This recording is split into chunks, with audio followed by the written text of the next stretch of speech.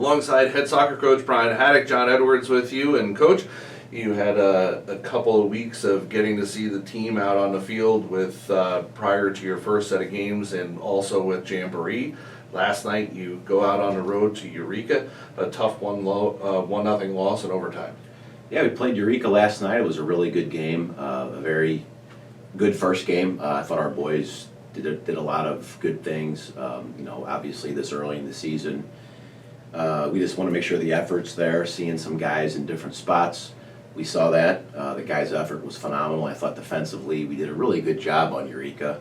I think we only gave up, without looking at the score sheet, 3 shots technically that John had to handle. So we shut them out for 85 minutes. That was definitely a positive. It's a cruel game sometimes, with soccer. You're knocking on the door. We had numerous chances throughout the match, both with set pieces, both in the flow of the game. It just didn't go in, but I really liked some of the guys that were looking at to score goals eventually, the chances they were given, and I think the more of that sort of one-on-one pressure cooker sort of situations that these guys get in the next couple games, those are going to fall, I believe. How much emphasis do you put into your starting lineup? Because last night in the game you started a couple of sophomores, you had a couple of juniors in there. So how much emphasis are you putting early on into what your starting lineup looks like? Or are you just trying to find the mix of the right 11 right now? Yeah, I just think right now we're rolling with a group of 11, and it might be a mix of sophomores, juniors, and seniors. Maybe it's more of a senior group in the next game, whatever it might be. But I think we have our core guys, and I think like most seasons, you just try to find, call it 6 through 11, who that might be, and that 6 through 11 from a game to game might change a few guys here and there, and we might look at a few different guys tonight against Jabot. We saw a lot of our roster yesterday. Everybody didn't get in, but we saw a good handful of some of our newcomers, and I would suspect we're going to keep doing that. So we do emphasize the starting 11, but we all know and talk about that the starting 11 is going to change.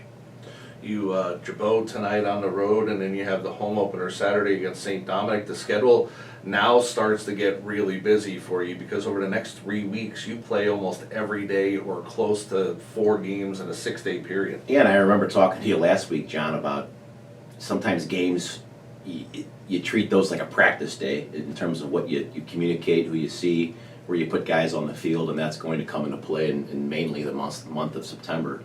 What I like about the games you just mentioned is that we're going to see about every type of opponent we could possibly see. Tonight's a new opponent in Jabot. We've seen Dominic every year. They play a very good brand of soccer. Jabot's new. We're going to hit 3 different opponents in the St. Dominic's tournament next week, and then when we get to the MCC teams, we all know what they're all about, and that's some of the top level soccer in the nation. So it'll be a great test to see how we adjust to different styles of soccer, and I think that's definitely evident in September. And we talked about the schedule a few times now, but I think that you and I have talked about this in the past, but for people who may not know or who haven't seen over the last year or so, you like that heavy schedule to get your players ready as the season goes on, because really what it's all about is getting to the end of the year, which is the most important time. Yeah, it's a give or take because you got to watch the bodies of the players. When you play so many games in such a short period of time, you physically wear down. But the good news to that is that it really prepares you mentally, I think, because we need an entire roster to kind of get through the months of September and October. You do see, what these kids that are new to your team can do in a quick 10 minutes here or there in a big game. And there's no way to know that before districts unless you play, back-to-back games like we do this week. A good St. Dominic team, 3 good teams in the Dominic's tournament, and then in a couple weeks, seeing SLU, CBC, and DeSmet back-to-back in 7 days will be a great testament to that. So, we hope to keep doing that in the month. The mental game for the kids is one thing, but how's the mental game for the coach who has to constantly prepare for what comes at you every other day? Sleepless nights, off-kilter eating patterns. No. We have myself, Coach Marty, and Coach Scott Hengel. We have great communication and an open line of communications about that sort of stuff, and those guys are blessing to have around in our program, and I think between the three of us, we manage that pretty well. I've been doing this as a head coach now here in my 4th year.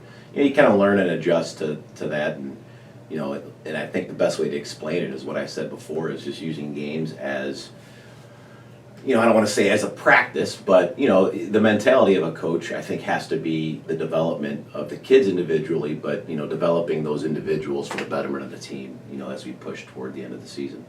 Coach, I always appreciate a few minutes. I'll let you get back to class. Best of luck tonight against Jabot, and we'll see you Saturday here at home at Don Heed Field as we take on St. Dominic.